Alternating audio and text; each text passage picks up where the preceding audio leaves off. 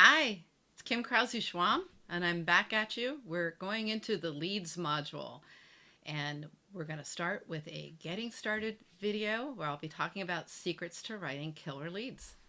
Let's get going.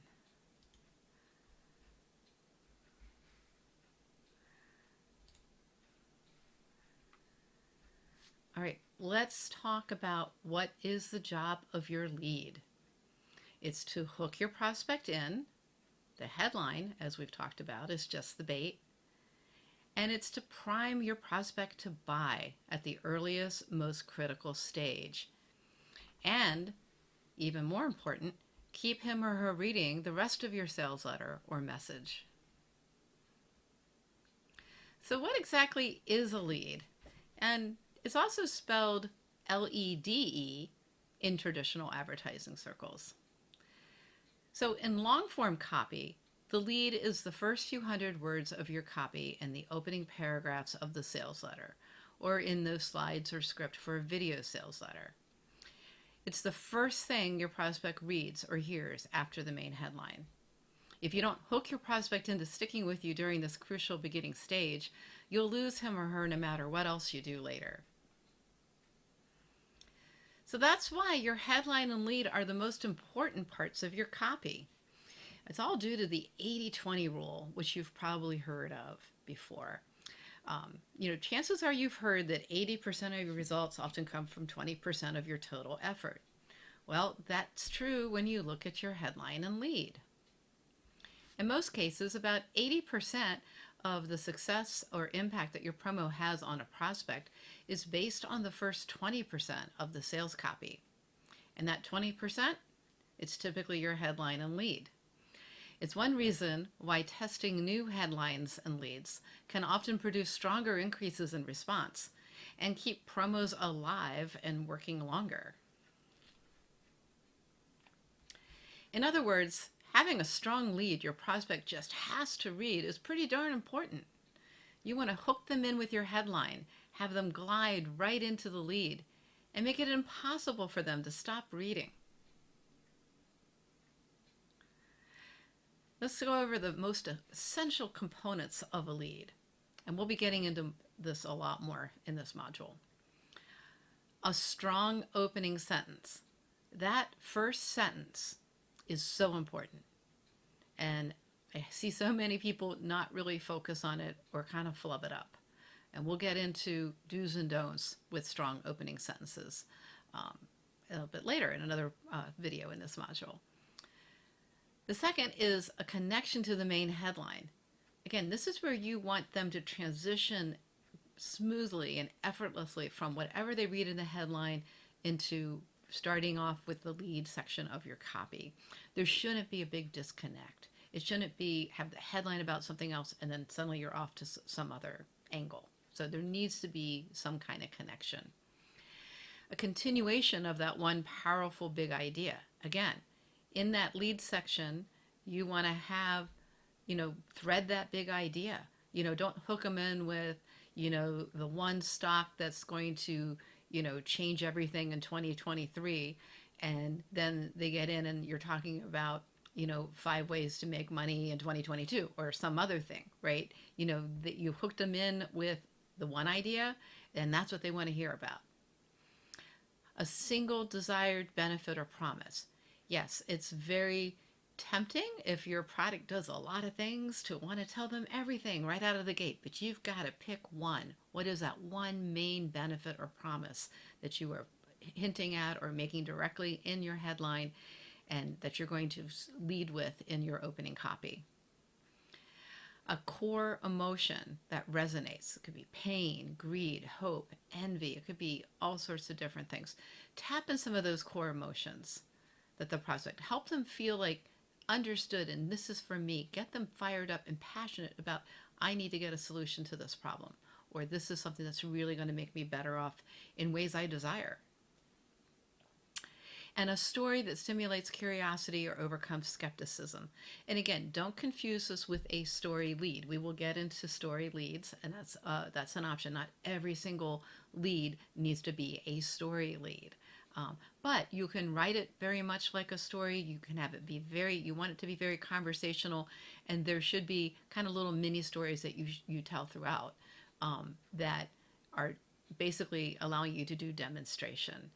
For example, it could be a great way to show some proof early on within a story, a mini story. Okay, so let's go on because there's a lot to cover here. I'm showing you an example of a sales page lead. And this is from a sales page that I wrote, I don't know, it's probably been at least a few years ago. And it's been running strong as a control sales page for bone and muscle defense is the name of the product. It's a supplement that both helps promote strong bones and it also helps you build muscle more easily. So it addresses two areas, kind of two different audiences to some degree, men and women. But a lot of people have trouble keeping both of those strong as they age. So here we see the opening paragraphs of the main letter. Okay, the lead or the lead, however you want to spell it, right? It's pronounced the same way. So I'm speaking in the lead section here to the main pain points of my target prospect. I'm focusing on what they may experience each day. But then it doesn't take long for me to hint about the solution that I'm agitating about a solution for the problems that I'm agitating in the opening copy. So, you don't want to go on and on and on and on to the point they're like, yeah, you're right, my life sucks, I just give up.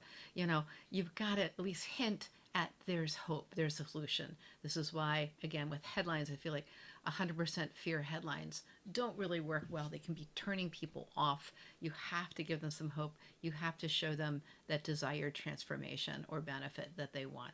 So let's just read this real quick. Dear friend, keeping your bones and muscles strong is crucial to staying active and independent as you age. But once you hit your 50s and beyond, everything starts to slow down. You may spend less time moving and more time in your favorite chair. Your energy levels may plummet, giving you less get up and go. And your joints may get stiff and achy, making it hard to walk, stand, or bend without pain. Yet the less active you are, the worse everything gets. Your bones weaken, you lose muscle, and your energy levels sink even further. It's as if your entire body starts to fall apart. But it doesn't have to be that way. Introducing the no exercise secret that lets you de-age your body. The good news is there's a new breakthrough that makes it possible to, and then we go through a list of promises, right? So let's go and see how the first opening sentence, I call that a head nodder opening sentence. It's just one of several options for an opening sentence. It's something that your audience can universally agree on, right? Yes, that is something that's important. But then we start to agitate their pain points and problems, right? And then, we get to the point where it's like hope, all hope is lost, right? Despair. It's as if your entire body starts to fall apart. But it doesn't have to be that way. We are making a nice, smooth transition to giving hope and offering up the solution. Notice, too, that it's very conversational. And this is why, a little side tip, always read your copy out loud after you've written it. And that's a really great way to not only kind of proof it and make sure you don't have any missing words or, things that are misspelled even, but that it all just sounds conversational. You don't have sentences that are too long. Everything, just is rolling very smoothly like you were talking to somebody. All right, and here's the main headline that appears above the lead copy. How to get stronger and leaner fast without exercise while building bones of steel at any age. NASA and Harvard both warned this sneaky hidden factor could be making you fatter and weaker. But now a simple no exercise solution lets you build a new body from the inside out, starting in just weeks. Okay, so notice a few things about this headline. There's a strong and clear big idea communicated in the main headline and subhead. Right? It's all about getting stronger and leaner without exercise. That is the big promise, right? The big idea. It's implying there's a hidden cause to the problem, right? So, this sneaky hidden factor, right? Now you got to find out what that sneaky hidden factor is, right? It's not obvious by reading this. So let's look at that lead example again. And I think we've already pointed out some of these things, but notice the strong opening sentence, right? That gets the prospect nodding his or her head. There's no disconnect between the main headline and the opening paragraphs, right? How to get stronger and leaner fast, etc. And right to keeping your bones and muscles strong is crucial, right? So no disconnect. It flows smoothly. There's a continuation of the one powerful big idea when the no exercise secret is introduced. So it all just flows. The main promise, the big idea, and no disconnect. The single desired benefit is the focus, and the prospect's pain points and greatest fears are expressed. So even though it isn't a story, it reads like one.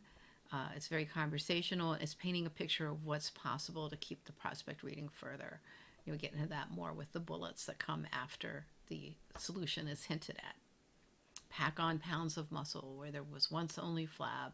Strengthen your legs and knees so you can walk and move easily and comfortably. And it goes on from there. So here's some crucial lead do's and don'ts. Do make sure you are following a logical flow. Ask yourself, what does the prospect expect to hear next? And then do that. Don't go off on tangents. Stick to the main hook you led with in the headline, as well as the big promise or the problem you're solving. It's very tempting sometimes when we come up with all this great research and points that we want to make, copy points. We have list and list of copy points. Don't feel like you have to use all of them, and don't cram them in. They actually weaken your copy. Don't overwhelm with statistics or other info that's not about the prospect. Keep it about them. I mean, you can use some statistics to to provide proof, obviously, or to emphasize the scope of the problem, to make it more urgent. But yeah, nobody wants to just read a whole bunch of stats about, something that is very peripheral to them. Don't use too many I's or we's for the same reason. One of the most powerful words in the English language is you. I can't tell you how many times I've reviewed copy, and a lot of times it comes maybe when, it's somebody's own business and they're writing the copy, or, maybe it's some corporation where some executives had a little bit too much of influence on the copy, and it's a lot of chest pounding. It's a lot of I, we, we're so great. Nobody wants to hear that. Take it out. Make it about you. Not you, but you, the prospect. Don't waste time preaching to the choir. Know your audience's core beliefs.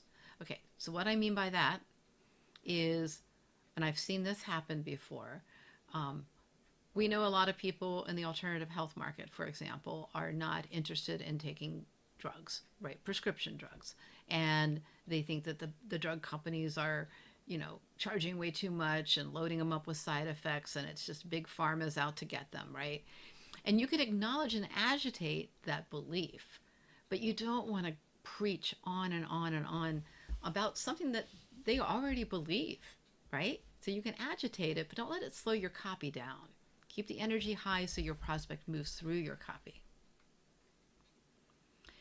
Before you start writing a lead, you want to make sure you know who your prospect is, their biggest hopes, desires, frustrations, fears. You want to figure out how aware your prospect is of the problem, the solutions offered, and your product. What does your prospect already know? You've got to know the primary benefit or promise behind your product or service, what makes it superior to other solutions, and, if there's a unique mechanism, what that is, right? Or create one. So to do all these things and more, I highly recommend my Research Beast course. If you haven't gotten that yet already or gone through it, you can go to that link that's in your slide deck and you can save $200. All right, we're just getting rolling. The next video training will walk you through the 6 types of leads that get your prospect reading and unable to stop, which is what we want, right? Plus, I'll give you some actual real-life examples, some from my control promos, but one of my favorite story leads ever, written by the late Clayton Makepeace. As you move through this module, think about how you'll apply what you're learning to the next lead you write for a sales promo. Think about how you might write a new lead to test for a current promo. Or, as a practice assignment, write a new headline and lead for an existing promo that you could use as a sample. So like, look for one that you see, used a lot. Maybe it's one that belongs to one of your dream clients, right? And then you go ahead and write a new headline and lead and polish it up and make it as strong as possible. You could use that to get in the door and get a possible project with your dream client. Let me lead the way, or should I spell that L-E-D-E? Remember, it's really important to get good at writing leads, because once you reel your prospect in with your headline, you have just seconds to draw them into reading your sales copy. So roll up your sleeves and let's keep going. I'll see you in the next video on the 6 types of leads that get your prospect reading.